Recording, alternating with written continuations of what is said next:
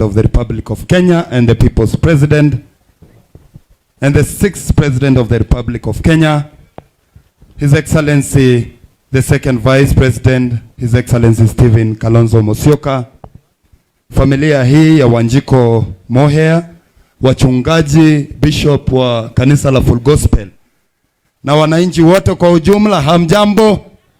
Hebu salimieni shemeji yenu. Najua mjui mimi niliiba msichana wa hapa Nyandarua. God is good.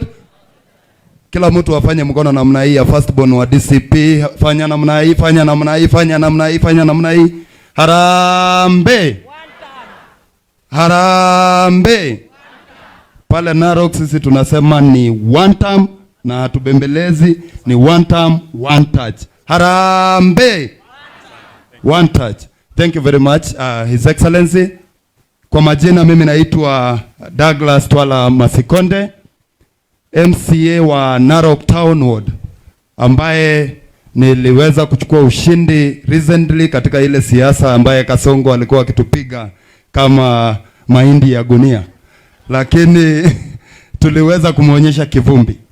Niko na furaha sana kufika hapa na nimekuja kuomboleza na mashemeji, kwa sababu mimi pia ni shemeji wa hapa Nyandarua.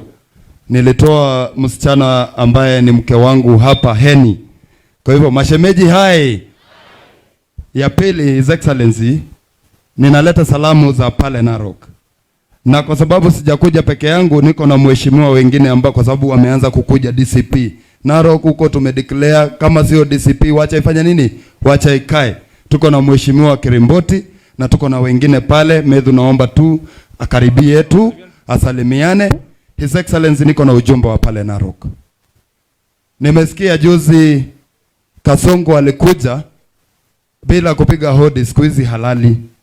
Hata anasahau kuamsha wale assistant wake na security wake. Anakuja tu anaanguka mahali kwa mkutano anahutubia.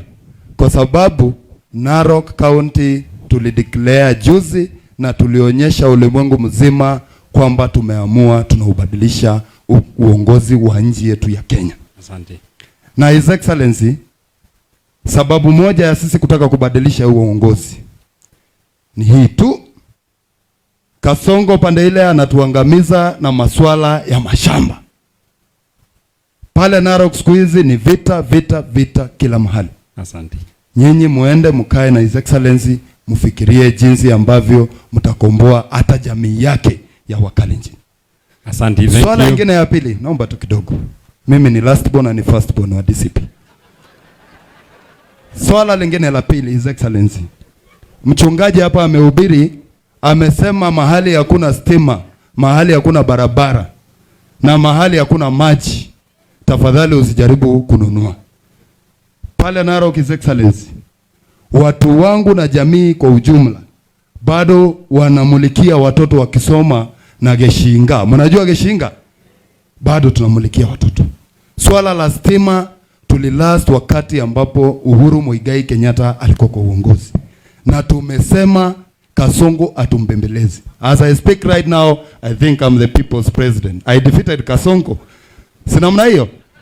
Ya mwisho, His Excellency, tafadhali mnapozungumza, iko barabara imeishi kuweka watu barabara hapa Maimahiu. Tafadhali, wamesema kwa sababu watawachagua. Kitu ya kwanza mkishika Biblia hivi, hii barabara ya Maimahiu morega ile motikora ofara yao kaide tukanyunika fudithetie. Tafadhali muangalilie masuala ya hiyo barabara na ikue kitu moja. Harambe. Asante. Harambe. Thank you. Naomba tu mheshimiwa salimiana. Huyu ni Masai ambaye alichunga kura za DCP. Naomba tu tafadhali seneta wangu. Sawa, nitampatia. Unajua kadri